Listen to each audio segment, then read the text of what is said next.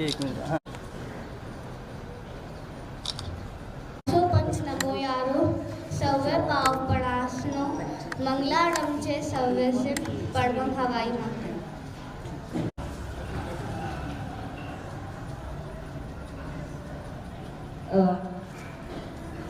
दीक्षांत हिंदुस्तानी जी को बुलाना चाहूंगी कि वो आए और स्वागत करते हैं।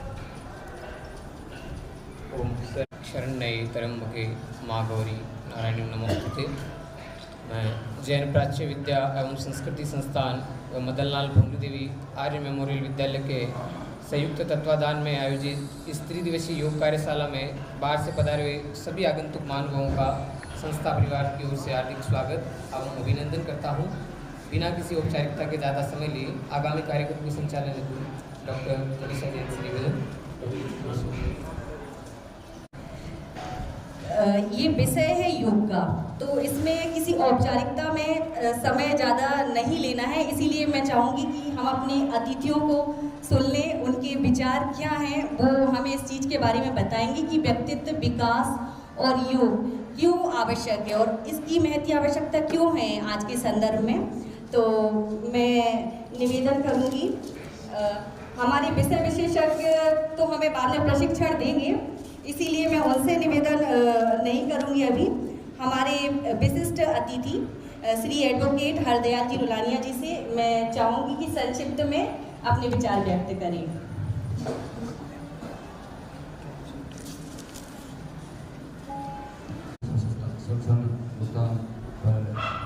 व्यक्तिगत विकास और योग प्रशिक्षण कार्यशाला में उपस्थित है आदरणीय श्री तिवारी साहब, चौधरी साहब, और हमारे लाडनों के प्रसिद्ध व्यक्तित्व यहाँ पर काफ़ी संख्या में मौजूद है। वह आज इस हमारे मदनलाल भंगू जी के विद्यालय प्रांगण में योग प्रशिक्षण कार्यक्रम रखा गया है। सर्वप्रथम मैं आप सभी का धन्यवाद देना चाहूँगा कि आपने हमें यहाँ बुलाया, सम्मान दिया। आज ये जो ज़माना है इसमें जो हमारा खान पान है, जो हमारा रहन सहन है, उसके लिए सबसे महत्वपूर्ण चीज़ होगी योगा। आज का जो खान पान, जिस तरह से हम खाते हैं, जिस तरह से बैठते हैं, जिस तरह से सोते हैं, दिन भर में मेहनत नहीं के बराबर करते हैं, क्योंकि सबसे ज़्यादा काम आज हो रहा है मशीनरी से। मशीनरी युग है, इसमें हम शारीरिक मेहनत बहुत कम करते हैं और इस शारीरिक मेहनत कम करने की वजह से आम आदमी बीमार होना शुरू हो गया, जिसके लिए जो सबसे बढ़िया अगर कोई जीवन में चिकित्सा मानी जाती है तो है योग। योग के बिना जीवन अधूरा है, इसलिए सभी से मैं कहना चाहूँगा कि योगा अवश्य करें और यहाँ बुलाया आपने, इसके लिए बहुत बहुत धन्यवाद। जय हिंद, जय भारत।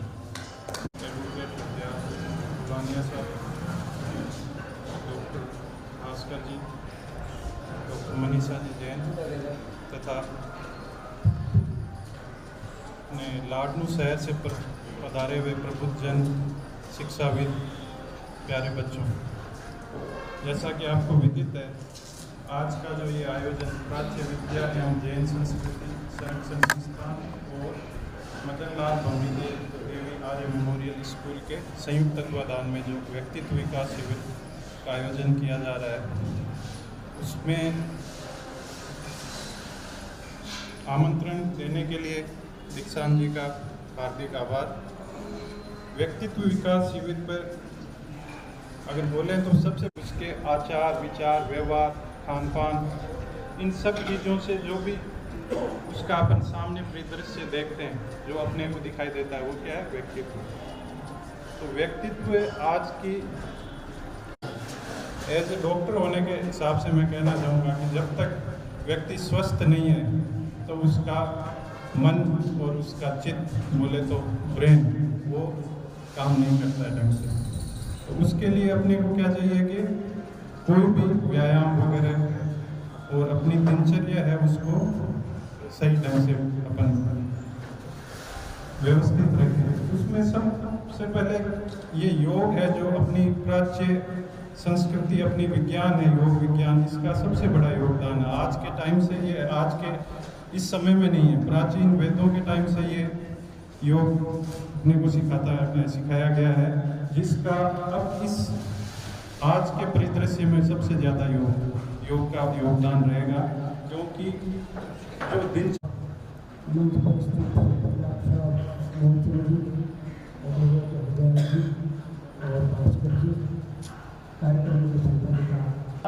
समय भी है, और योग का समय इसलिए है कि हर एक इंसान परेशान है, और उस परेशानी की वजह से ही वह इस योग की ओर दौड़ रहा है।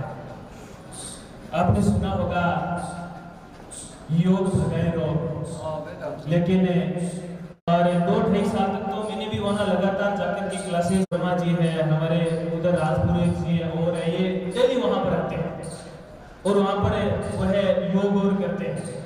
और वर्मा जी के भी बीच में कुछ ऐसी प्रॉब्लम आ गई थी, लेकिन फिर भी उन्होंने छोड़ा नहीं, और उसी के द्वारा उन्होंने अपने शरीर को क्या किया, उन्होंने ठीक भी किए। बिल्कुल हमारे बीच में देखिए इतनी एज हो गई और हमारे बीच में बैठे हैं, सबसे बड़ा उदाहरण है, कोई दूसरा उदाहरण लेने की हमें जरूरत ही नहीं है। तो यह एक बहुत बड़ी बात है। तो भी कार्य करें, समाज में करो, जहां आप अपने वर्क प्लेस के ऊपर कुछ करें, कहीं पर भी करो, जो कुछ भी सकारात्मक कार्य करते हैं वो सारी चीजें आपके व्यक्तित्व विकास में जुड़ती है। योग की कुछ क्रियाएं करेंगे, वह भी आपके व्यक्तित्व विकास में जुड़ेगी। वह आपके शारीरिक रूप से और मानसिक रूप से उस व्यक्तित्व विकास में क्या होगी, तो वह सहायक होगी।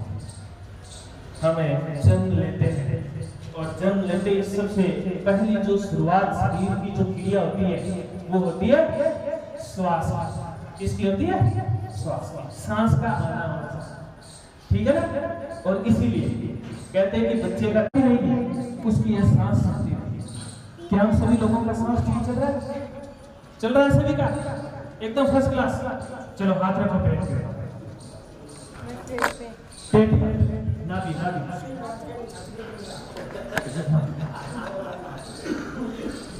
नाभि के ऊपर, नाभि को स्थान है ना, उसके ऊपर हाथ रखें, सांस ले और छोड़े, सांस ले और छोड़े। और आप महसूस करें कि लेते समय छोड़ते समय पेट की क्या स्थिति हो रही है। सही चल रहा है ना? क्या हो रहा है? श्वास लेते समय पेट क्या हो रहा है, पीछे क्या हो रहा है, हाँ अंदर जा रहा है। श्वास ले रहे हैं तो अंदर जा रहा है,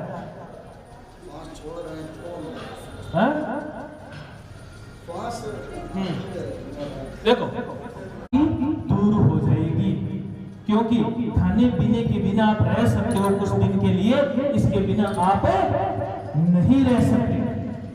सीधे खड़े हो जाए, बिल्कुल थोड़ा पीछे और हो जाओ, थोड़ा और गैप करो, खूब जगह, हाँ बहुत बढ़िया, बिल्कुल सीधे खड़े हो जाए आराम से। शरीर के अंदर किसी भी प्रकार का कोई तनाव नहीं देना है, एकदम रिलैक्स रहना है।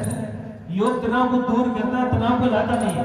आराम से आंधी चलती है तो आवाज आती है ना, हवा जब भी तेज चलेगी आवाज आएगी, आपके भी आवाज पैदा होनी चाहिए।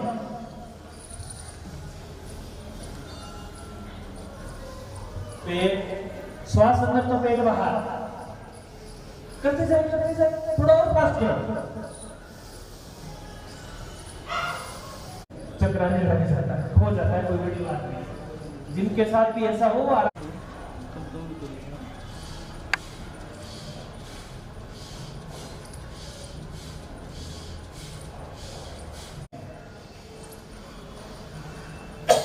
तेज गति से करते जाए श्वास का श्वास,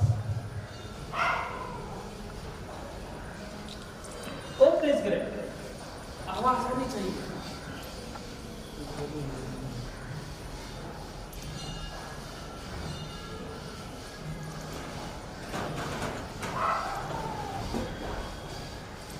ओके,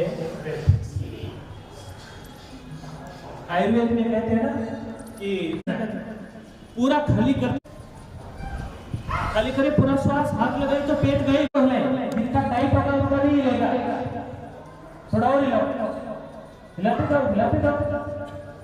एक सांस भी।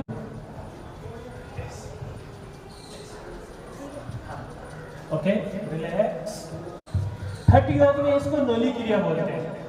सांस खरीद रहे, पेट को अंदर सिकोड़ दिया, रीढ़ की हड्डी में लगा दे पेट को। आराम से हिला सकते हो, कोई दिक्कत नहीं है, कोई साइड इफेक्ट नहीं है।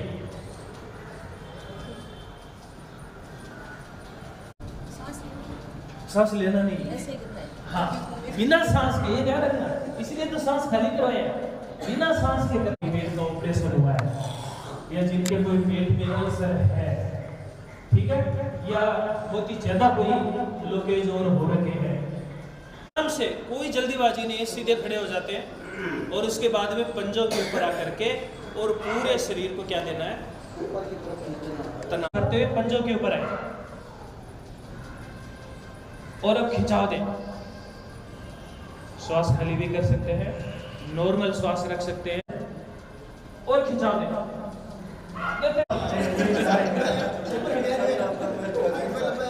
Okay, relax.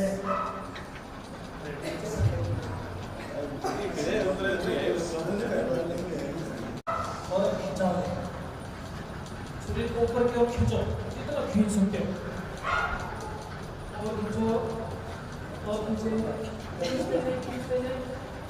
नहीं आना है। जिन लोगों को पार्किंसंस की बीमारी होती है, कंपावट, शरीर यूं कांपता रहता है, बॉडी में कुछ ऐसे न्यूरोट्रांसमीटर्स होते हैं जो इम्बैलेंस हो जाते हैं, वह बीमारी, यह भी बुढ़ापे की बीमारी है। यह बीमारी भी, यह जो एक सरल सा लगने वाला आसन है, कुछ नहीं है, शरीर को क्या करना है, खिंचाव देना है। लेकिन इस प्रकार की जो खतरनाक बीमारियां होती है, वह भविष्य के अंदर बीमारियां इस आसन से नहीं हो पाती। जिन लोगों को आजकल एक और भी बीमारी है, कॉन्स्टिपेशन, यानी कि, ठीक है, और ये जो हाथ है इसको हम यहाँ जमीन पे टिकाएंगे और जिस साइड में हम झुकेंगे तो अपने आप ये घुटना क्या हो जाएगा, ये हम मुड़ जाएगा, ठीक है ना, और इसको यहाँ टिकाएंगे और पूरे शरीर को हम इस प्रकार से, आपको इस पोजीशन में, यानी कि यह पोस्चर जो आपका, ये बिल्कुल क्या रहेगा, ये एकदम सीधा रहेगा। उसके बाद में वही आराम से क्या हो जाएंगे, सीधे हो जाएंगे, ठीक है ना, और इस पैर को ये मोड़ ले और उसके बाद में इस साइड में झुके, हाथ अंदर की साइड, हाँ, जमीन पर टिका, हाथ कान से सटा हुआ, हाँ, बहुत बढ़िया, हाँ, ठीक है।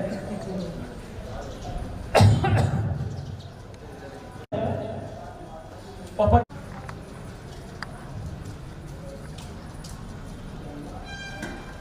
Relax, relax.